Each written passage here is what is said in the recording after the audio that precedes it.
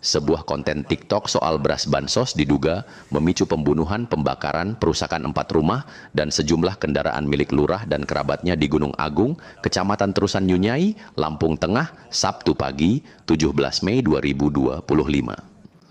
Sundari, istri Surya, warga yang dibunuh, menyebut pagi itu sekitar pukul 9.30, ia diantar suaminya ke Pasar Bandar Agung, kecamatan dan kabupaten setempat untuk berbelanja. Selagi berbelanja, suaminya bertemu dengan seorang berinisial D, sepupu dari lurah mereka. Beberapa saksi mata menyebut keduanya adu mulut dengan bahasa Lampung. Sepupu lurah diduga menujah Surya, pengunggah konten TikTok, hingga menderita luka di leher, dada, dan dilarikan ke rumah sakit. Sang istri mengetahui suaminya ditujah beberapa saat kemudian. Sejumlah warga membopongnya ke puskesmas setempat dan meninggal dalam perawatan. Kabar penujahan segera menyebar. Sejumlah warga bergerak ke kediaman Lurah Gunung Agung dan kerabatnya.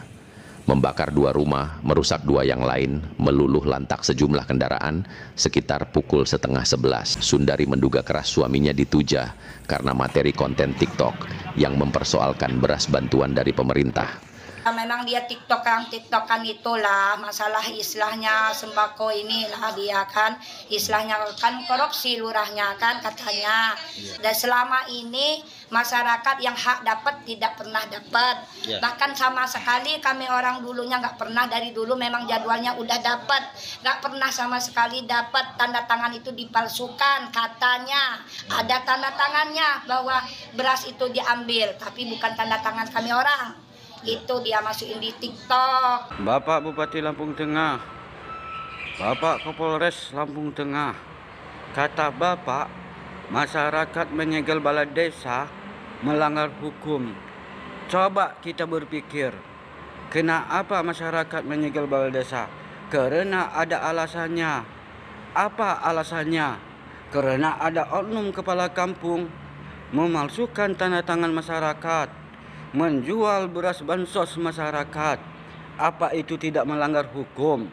Tolong jawab, Pak. Saat ini kami berada di TKP pengerusakan yang dilakukan sekelompok oknum pada hari ini pasca dari adanya kejadian perkelahian yang mengakibatkan meninggal dunia yang terjadi pagi tadi.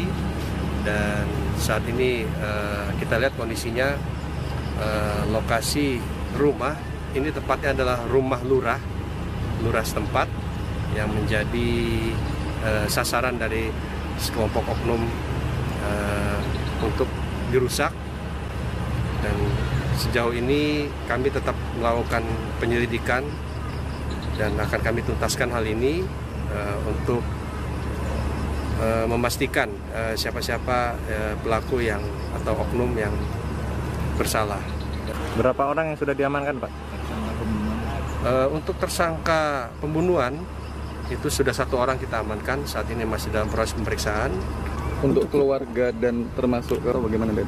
Untuk keluarga dari kepala lurah yang saat ini menjadi korban, ya saat ini juga masih dalam pendampingan dari kepolisian. Tadi pagi semua berawal dari adanya perkelahian yang mengakibatkan meninggalnya nyawa seseorang, hilangnya nyawa seseorang. Kemudian secara tidak terduga muncul sekelompok orang yang melakukan pengerusakan di rumahnya lurah di Gunung Agung ini. Untuk korban yang meninggal ini inisial S, ini adalah warga setempat. Dan pelaku kerabat Pak Lurah ya, Pak ya? Untuk pelaku sejauh ini dari hasil berita acara pemeriksaan diketahui bahwa yang bersangkutan adalah sepupu dari lurah setempat.